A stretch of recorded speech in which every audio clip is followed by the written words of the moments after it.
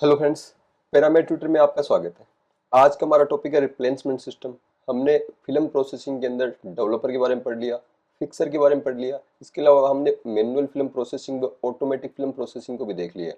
अब automatic film processing का एक इंपॉर्टेंट पार्ट है रिप्लेसमेंट सिस्टम, उसके बारे में स्टडी कर लेते हैं।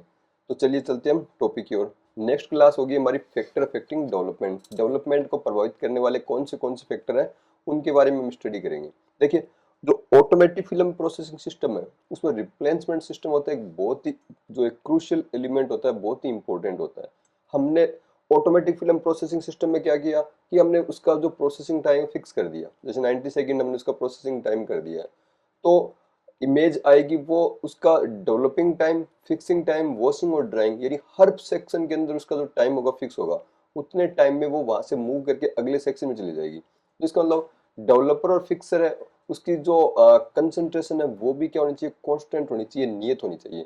अगर उसमें थोड़ा भी उतार चढ़ाव होगा, जैसे मान लो डेवलपर से एक फिल्म डेवलप हो चुकी है, तो उसका डेवलपर जो डेवलपिंग एजेंट है, हाइड्रोक्विनोन या फेनिडोन जो भी मैंने काम में लिया, वो थोड़ी मात्रा में कंज्यूम हो जाता है। इसका मतलब डेवलपर सॉल्यूशन के अंदर डेवलपर वो इनिशियल अमाउंट से कुछ अमाउंट कम हो गया। अब अगर एक्सरे नई एक्सरे फिल्म को उसमें हम डेवलप करते हैं, तो उस एक्सरे फिल्म को डेवलपमेंट के लिए जो टाइम होगा वो कम पड़ेगा, थोड़ा सा कम पड़ेगा। तो फिल्म क्या होगी, अंडर एक्सपोज होगी, वो व्हाइटनेस फिल्म पर दिखाई देगी, उतनी ज्यादा क्लियर नहीं होगी। तो हमें डेवलपर की जो कंसंट्रेशन है उसको कांस्टेंट रखना जरूरी होता है। तो हर बार हम क्या करते हैं, जब ऑटोमेटिक फिल्म प्रोसेस से फिल्म प्रोसेस होती है, तो डेवलपिंग सॉल्यूशन का एक छोटा सा भाग क्या होता है, वो इसके उसमें से हटा देते हैं। जैसे हमने इसमें से क्या करते हैं, कुछ पार्ट हटा दिया, जैसे 60 ml हमने इसमें हटा दिया और 60 ml इसके अंदर फ्रेश पार्ट हमने इसके अंदर डाल दिया, जिसे हम क्या कहते हैं, रिप्लेसमेंट सॉल्यूशन कहते हैं। ठीक है, रिप्लेसमेंट सॉल्यूशन है, इसका जो पर्पज होता है, इसका क्या पर्पज होता है, क्या इसका उद्देश्य होता है। तो ये क्या करता है, ये जो रिप्लेसमेंट सिस्टम है, देखिए अभी मैंने आपको जैसे समझाया कि ये डेवलपिंग सॉल्यूशन है जो ऑटो प्रोसेसर के अंदर है। एक फिल्म हमने इसके अंदर डेवलप की है, तो कुछ अमाउंट के अंदर डेवलपर क्या होगा, कंज्यूम हो जाएगा। ऐसे ही फिक्सर के बारे के अंदर है, तो इसमें कंज्यूम हो जाएगा। तो हम क्या करें, हम इसमें से कुछ पार्ट डेवलपर निकाल लें। जैसे 60 ml एक 14-17 इमेज है इसकी, हम इस साइज के पीछे एक 60 ml निकाल लिया और इतना ही फ्रेश डेवलपर हमने इसके अंदर डाल दिया। तो इससे डेवलपर की जो कंसंट्रेशन वो कंसंट्रेशन कांस्टेंट हो जाती है, नियत हो जाती है। तो ये क्या करता है, डेवलपिंग एजेंट की कंसंट्रेशन को क्या करता है, मेंटेन करता है।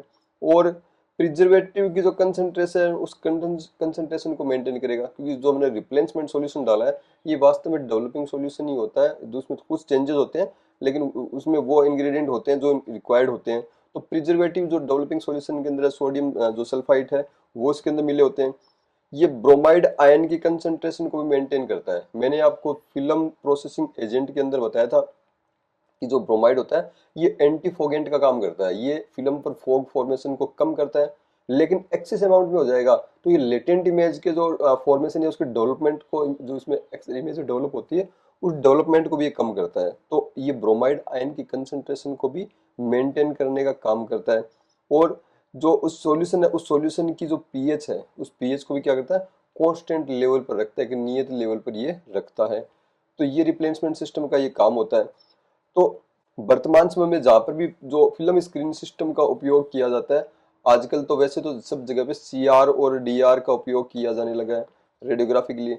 लेकिन फिर भी जिस इंस्टीट्यूट के अंदर अभी अगर मेन जो कन्वेंशनल फिल्म स्क्रीन सिस्टम काम में लिया जा रहा है, तो वहां पर क्या होता है, वहां पर ऑटोमेटिक फिल्म प्रोसेसर के माध्यम से फिल्म को प्रोसेस की जाती है, लगभग यही है। और ये भी अब बहुत कम हो चुका है, काम में नहीं लिए जाते हैं। सीआरडीआर टेक्नोलॉजी आने के बाद इनका बहुत ही कम उपयोग हो गया है। लेकिन जहां पर भी ये काम में लिए जाते हैं वहां पे ऑटोमेटिक प्रोसेसर ही काम में लिया जाता है। तो ये इसको पारंपरिक रूप से क्या करते हैं, इसको उस जगह पर काम में लेते हैं जहां पर जो कार्यभार बहुत ज्यादा हो, हाई वॉल्यूम इंस्टॉलेशन के अंदर इन जो फिल्म में प्रोसेस की जाती है, वहां के लिए सिस्टम को इसको डेवलपमेंट किया गया है। मतलब जो रिप्लेसमेंट सिस्टम की बात करूं, जब ऑटोमेटिक प्रोसेसर सिस्टम काम मिल जाते हैं, तो वहां पे ऑटोमेटिक फिल्म प्रोसेसर जहाँ पे काम मिल जाते हैं, वहां पे क्या होता है, रिप्लेसमेंट सिस्टम किस किस पर्पज के लिए काम मिल जाता है, कि फिल्म का कंजप्शन ज्यादा है, डिपार्टमेंट के अंदर एक्सरे जो इन्वेस्टिगेशन हो रहे हैं बहुत ज्यादा हो रही है, तो आपका रिप्लेसमेंट सॉल्यूशन होगा उसको भी उसी तरह से मॉडिफाई किया जाता है या डिजाइन किया जाता है कि ये हाई वॉल्यूम इंस्टॉलेशन के लिए उपयोगी हो। लेकिन कुछ इंस्टीट्यूट ऐसे भी होते हैं जहां पर क्या होते हैं, रोजाना सिर्फ कुछ ही फिल्म डेवलप होती है। जैसे मान लो एक इंस्टॉलेशन, छोटा इंस्टॉलेशन है, हमने वहां पर ऑटोमेटिक फिल्म प्रोसेसर लगा दिया, लेकिन वहां पे दिन में एक फिल्म, दो फिल्म या इससे भी कम अगर फिल्म डेवलप हो, हफ्ते में 5-7 फिल्म डेवलप हो, तो वहां पर फिल्मों की संख्या बहुत कम होती है। इस कारण से क्या होता है, रिप्लेसमेंट वहां पर प्रोसेसिंग के कारण नहीं, बल्कि जो डेवलपिंग सॉल्यूशन है वहां पे किस कारण से कंज्यूम होगा, न कि फिल्म प्रोसेसिंग के कारण से, बल्कि जो एनवायरमेंटल एयर है, वातावरणीय ऑक्सीजन है, वो डेवलपर से रिएक्शन करेगी और रिएक्शन करके क्या बना देगी, वो उसको जो हाइड्रोक्विनोन का ऑक्सीडेशन कर देगी। यानी यहाँ पर क्या होता है, यहाँ पर डेवलपमेंट की ऑक्सीजन की जो दर होती है, ऑक्सीडेशन की जो रेट होती है, वो फिल्म प्रोसेसिंग से भी ज्यादा अधिक प्रभावी हो जाती है। कहाँ की बात कर रहा हूँ, मैं बात कर रहा हूँ जहाँ पे लो वॉल्यूम इंस्टॉलेशन है, वहां की बात करता हूँ। इसलिए इंस्टॉल जो रिप्लेसमेंट सिस्टम है, इसके अंदर इस चीज का भी ध्यान रखा जाता है। तो हम इन दोनों चीजों को अलग अलग करके देख लेते हैं, डिटेल से देख लेते हैं। सबसे पहले हम देखते हैं हाई वॉल्यूम इंस्टॉलेशन, यानी ऐसा डिपार्टमेंट या ऐसा इंस्टीट्यूट जहां पर एक्सरेज का जो वॉल्यूम है बहुत ज्यादा हो रहा है, बहुत ज्यादा एक्सरेज होते हैं। तो वहां पर जो रिप्लेसमेंट सिस्टम होगा वो किस पर डेवलप, वो किस किस रिएक्शन से पर डिपेंडेंट होगा, वो डिपेंडेंट होगा डेवलपिंग रिएक्शन डिपेंडेंट। यानी उस इंस्टीट्यूशन के अंदर जो ऑटोमेटिक प्रोसेस फिल्म प्रोसेसर है, उसके अंदर डेवलपर का कंजप्शन होगा, वो फिल्म प्रोसेसिंग के कारण से होगा। वो film processing development reaction dependent होता है वहां का रिप्लेसमेंट सिस्टम। तो डेवलपिंग जो रिएक्शन होती है उसके अंदर क्या होता है वो भी हम देख लेते हैं। देखिए, एजीबीआर होता है फिल्म पर, ये क्या होता है, ये लेटेंट इमेज फॉर्मेशन करता है। ये हाइड्रोक्विनोन H2Q, जिसको हाइड्रोक्विनोन से रिएक्शन करता है। और इसमें प्रिजर्वेटिव होता है सोडियम सल्फाइड Na2SO3, इनसे रिएक्शन करता था, क्या बनता है, एजी मेटेलिक सिल्वर बनती है, जो इमेज पर हमें ब्लैक कलर के रूप में दिखाई देती है, ब्लैक कलर में। इसके अंदर कुछ मात्रा में HBr भी बनता है, जो क्या करता है, एसिडिक होता है। क्यों, इसके अंदर H धनायन होते हैं, और एसिडिक होगा तो पीएच क्या होगा, पीएच होगी तो वो क्या होगी, डाउन जाएगी। अम्ल की पीएच पता है आपको, जीरो जो क्या होती है, 7 से कम होती है, बेस की 7 से ज्यादा होती है। तो पीएच क्या होगी, डाउन होगी। और इसके अंदर साथ में ब्रोमाइड भी बनते हैं, और ब्रोमाइड बनते बनते जाएंगे तो उससे क्या होगा, जो सॉल्यूशन के अंदर जो ब्रोमाइड ज्यादा होंगे तो वो फोको तो कम करेंगे, लेकिन लेटेंट इमेज के डेवलपमेंट को भी कुछ हद तक प्रभावित करते हैं। तो इन चीजों को ध्यान रखते, यानी इसके अंदर क्या होगा, इस प्रत्येक प्रोसेस्ड फिल्म के पीछे, अगर आपने ऑटो प्रोसेसर से एक फिल्म डेवलप की है तो इसके पीछे क्या होगा, देखिए एसिड बनता है, ये एसिड बन रहा है यहाँ पे HBr, ब्रोमाइड आयन NaBr भी बनते हैं, ये ब्रोमाइड आयन बन रहे हैं। कुछ मात्रा में डेवलपर कंज्यूम होता है, ये यहाँ पे डेवलपर कंज्यूम हुआ, और इसने क्या किया, जो जो जो इसने कंज्यूम होके इसने हाइड्रोक्विनोन ने क्विनोन बना लिया, यानी इसका भी कंजम्पशन होगा। और कुछ मात्रा में प्रिजर्वेटिव भी उपयोग में आता है, ये सोडियम सल्फाइड प्रिजर्वेटिव काम में आएगा। ये भी क्या होता है इस रिएक्शन के अंदर, जैसे NaBr के लिए सोडियम कहाँ से आया, इससे आया था। तो ये यहाँ पे ये चीजें इसमें होने वाली है कि एसिड बन रहे हैं, डेवलपर कंज्यूम हो रहा है, ब्रोमाइड बन रहे हैं, और प्रिजर्वेटिव उपयोग के अंदर आता है। रिप्लेसमेंट सिस्टम आप डालोगे, उसके अंदर रिप्लेसमेंट सॉल्यूशन अलग से आप डालोगे, तो उसमें इन चीजों को कंपेंसेट किया जाता है। किस तरह से कंपेंसेट किया जाता है, ब्रोमाइड आयन बन रहे हैं यहाँ पे, तो इन ब्रोमाइड आयन को क्या करना पड़ेगा, रिमूव करना पड़ेगा। ज्यादा ब्रोमाइड आयन होंगे तो क्या होगा, फिल्म क्या होगी, सही से फिल्म पर फोग हमें ज्यादा दिखाई देगा। ब्रोमाइड आयन को हटाया जाता है।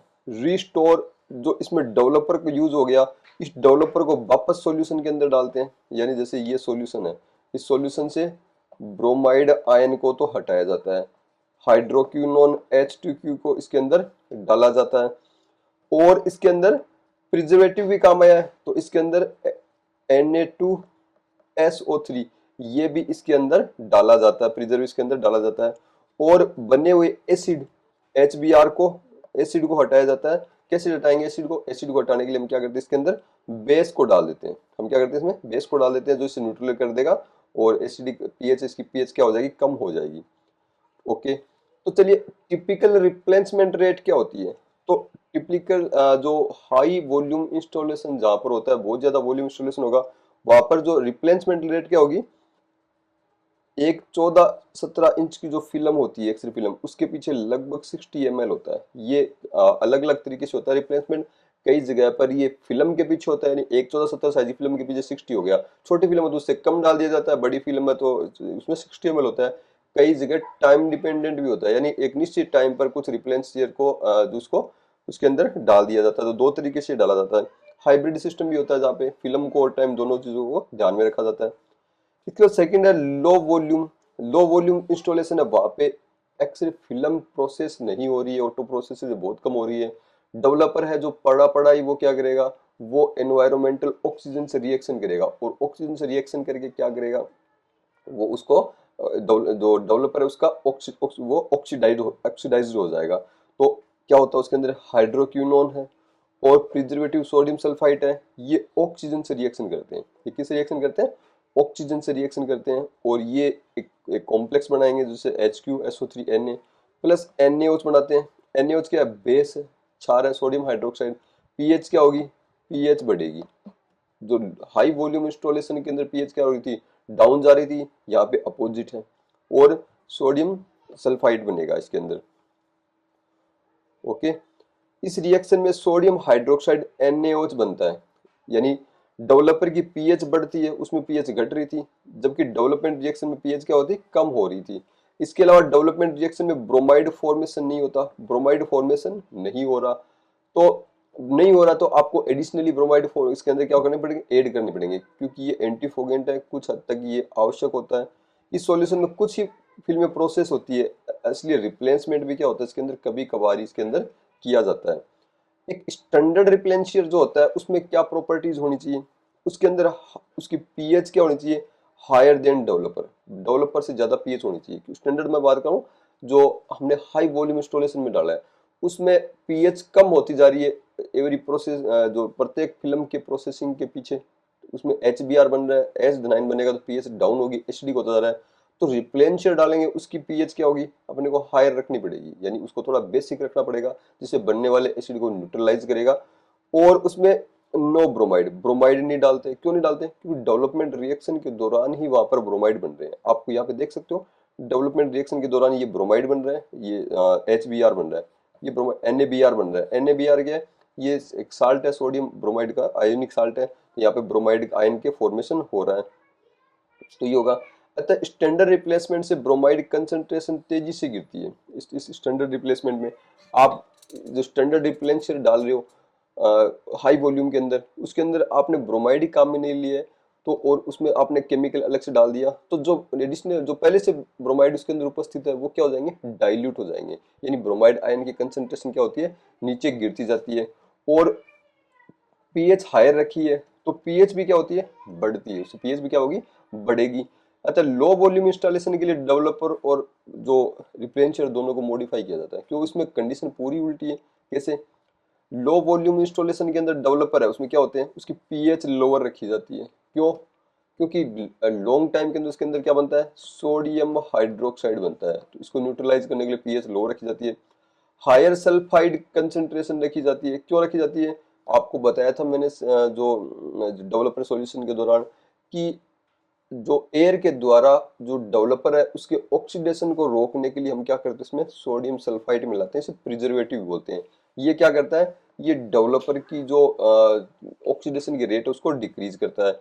एक और चीज, हाई बफरिंग कैपेसिटी रखी जाती है, क्यों, ताकि जो इसके अंदर सोडियम हाइड्रोक्साइड बन रहे हैं उसको पीएच को क्या करे, मेंटेन करे, उसकी पीएच लो रखी जाती है, और बफरिंग भी इसकी अच्छी रखी जाती है। बफर सॉल्यूशन का काम यही होता है, ये सॉल्यूशन की पीएच को चेंज नहीं होने देता। रिप्लेंशियर, अब इस लो वॉल्यूम के अंदर रिप्लेंशियर आप डालोगे, रिप्लेसमेंट सिस्टम के द्वारा इसमें एडिशनली ऐड करोगे, उसमें क्या होना चाहिए, हमें इसमें डेवलपमेंट रिएक्शन क्या होती है, कंप्लीट ऑक्सीडेशन होता है, इसलिए क्या करते हैं, ऑक्सीडेशन से सोडियम हाइड्रोक्साइड बनता है, तो रिप्लेंशियर के अंदर की उसकी पीएच हम क्या करते हैं, लो पीएच रखते हैं, डेवलपर से उसकी पीएच कम रखी जाती है। और हाई वॉल्यूम इंस्टॉलेशन के अंदर डेवलपर रिप्लेंशियर था, उसकी पीएच डेवलपर से ज्यादा थी। कॉन्टेंट ब्रोमाइड, उसमें हम ब्रोमाइड नहीं रख रहे थे, क्योंकि वो तो रिएक्शन के दौरान ही बन रहे थे, तो हम रिप्लेंशियर में ब्रोमाइड नहीं रख रहे थे। लेकिन डेवलप जो ऑक्सीडेशन डिपेंडेंट रिएक्शन जहाँ हो रही है वहां पर ब्रोमाइड नहीं बनते, तो हमें एडिशनली इसके अंदर क्या करते हैं, ब्रोमाइड डालने पड़ते हैं। तो इसमें रिप्लेसमेंट रेट अधिक रखी जाती है लो वॉल्यूम इंस्टॉलेशन में। हाई वॉल्यूम इंस्टॉलेशन के अंदर रिप्लेसमेंट रेट कितनी थी, 60 ml थी, यहाँ पर रिप्लेसमेंट रेट कितनी है, 90 ml रिप्लेसमेंट रेट रखी जाती है। तो ये आज की क्लास कंप्लीट है। एक नई क्लास के साथ जल्दी मैं आपके सामने आऊंगा, तब तक के लिए धन्यवाद।